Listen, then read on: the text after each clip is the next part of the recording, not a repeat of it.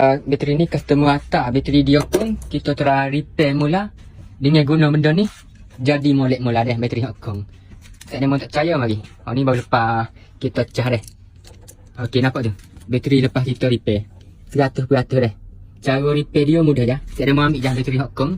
Dia mentekan lama hingga dah dia tu big spanner. Nampak? Spanner. Kita tunggu sampai 2-3 jam sampai spanner ni bateri ni penuh. Ni yang menggunakan benda ni kita boleh beki lah bateri Hong Kong tu. Kali dia atas kedai cah berapa yang dah tak. Baik saya mau beli je ni harga tak sapa pun beratus-ratus. Tak sapa pun deh. Mana berminat dengan benda ni boleh tekan bet kuning dah. Sangat-sangat bermanfaat untuk pomeng-pomeng ke, set beki ke, untuk cah bateri boleh, repair bateri ni pun boleh. Sangat berguna. Beres. Aja.